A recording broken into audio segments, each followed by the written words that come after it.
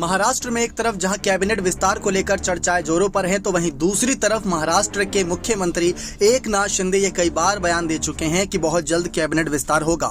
ऐसे में कोर्ट का फैसले का भी इंतजार किया जा रहा है, जो शिवसेना के लेकर जंग देखने को मिल रही है उद्धव गुट और एकनाथ शिंदे गुट के बीच। तो वहीं दूसरी तरफ एकनाथ शिंदे के बेटे श्रीकांत शिंदे भी बहुत एक्टिव नजर आ रहे हैं। इस राजनीति में देखा जाए तो जहां उद्धव के बेटे आदित्य ठाकरे सियासी तौर पर नजर आए, तो वहीं दूसरी तरफ राज ठाकरे के बेटे अमित ठाकरे नजर आए। तो यहीं मुख्यमंत्री एकनाथ शिंदे के बेटे श्रीकांत शिंदे भी बहुत ताबड़तोड़ फैसले सुनाते नजर आ रहे हैं। अभी हाल ही में उन्होंने शिवसेना के खिलाफ एक बड़ी बात कही थी, जहां पर उन्होंने कहा था कि किस तरीके से हमारी पकड़ राज्य में बहुत ज्यादा मजबूत होती चली है, क्योंकि हमारे 2/3 विधायक हैं और 18 में से 12 सांसद हैं।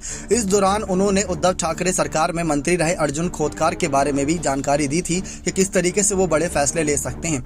लेकिन अगर तमाम बयानों पर देखा जाए श्रीकांत शिंदे के, तो वो कहीं ना कहीं नजर आ रहे हैं खुद की ही राजनीति को लेकर, यानी कि उसमें अभी तक एकनाथ शिंदे के जो फैसले रहते हैं वो ज्यादातर बीजेपी के साथ नजर आ रहे हैं भले ही, लेकिन जो श्रीकांत शिंदे के फैसले रहते हैं वो अपने पिता एकनाथ शिंदे के साथ ही रहते हैं। और तमाम ये बातें कह देते हैं कि वो अब धीरे धीरे जमीनी स्तर पर भी मजबूत होते जा रहे हैं। और जिस तरीके से शिंदे का कद महाराष्ट्र की राजनीति में बढ़ता जा रहा है, तो क्या आने वाले वक्त में इससे बीजेपी को बड़ा झटका लगेगा या नहीं, ये आने वाले वक्त में बहुत ज्यादा दिलचस्प रहेगा।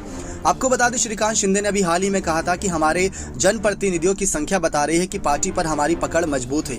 उन्होंने साथ ही साथ एक इंटरव्यू में यह भी कहा था कि हम उद्धव गुटों के सांसद के खिलाफ कार्रवाई नहीं करेंगे, हम बाकी 6 सांसदों के खिलाफ कार्रवाई नहीं करना चाहते। शिवसेना किसकी होगी इस पर सुप्रीम कोर्ट फैसला करेगा।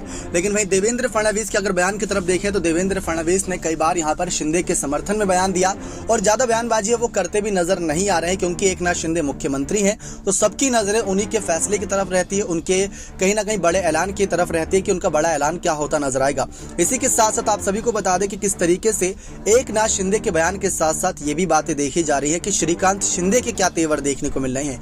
श्रीकांत शिंदे ने जब संजय राउत धमकी देते नजर आ रहे थे बगावत के समय, तो यहाँ पर तब भी श्रीकांत शिंदे ने अपने बातों से चुप्पी साधने के लिए मजबूर किया था। और जिस तरीके से एकनाथ शिंदे के अंदर तेवर और जो एक जज्बा देखने को मिलता है लोगों के लिए काम करने का, वही जज्बा यहाँ पर श्रीकांत शिंदे का भी देखने को मिलता है। लेकिन क्या यहाँ पर जो एक रणनीति अब शिंदे गुट की देखने को मिल रही है या शिंदे की देखने को मिल रही है, क्या वो यहाँ पर देवेंद्र फडणवीस से हटकर होगी या उन्हीं के साथ चलना पसंद करेंगे, इस पर बहुत कयास लगाए जा रहे हैं। लेकिन देवेंद्र फडणवीस से अलग यहाँ पर किस तरीके से एकनाथ शिंदे के बेटे श्रीकांत शिंदे यहाँ पर तमाम बातें करे थे, तमाम ऐलान किए थे अपने ही पार्टी की मजबूती को लेकर, शिंदे गुट की मजबूती को लेकर। तो क्या आने वाले वक्त में वो बीजेपी के लिए किसी बड़े झटके से कम होगी या नहीं, ये देखना बहुत ज्यादा दिलचस्प रहेगा। श्रीकांत शिंदे ने इससे पहले एनसीपी कांग्रेस का भी घमंड तोड़ा था। उन्होंने ये बात कही थी कि जिस तरीके से एनसीपी कांग्रेस और शिवसेना का गठबंधन हुआ था, अगर ये नहीं हुआ होता और बीजेपी के साथ जुड़े रहते तो एनसीपी कांग्रेस कहीं दूर दूर तक नजर नहीं आती। ऐसे पहले भी कई बयान आ चुके हैं और उन्होंने ये बात भी कही थी कि शिवसेना को तोड़ने का काम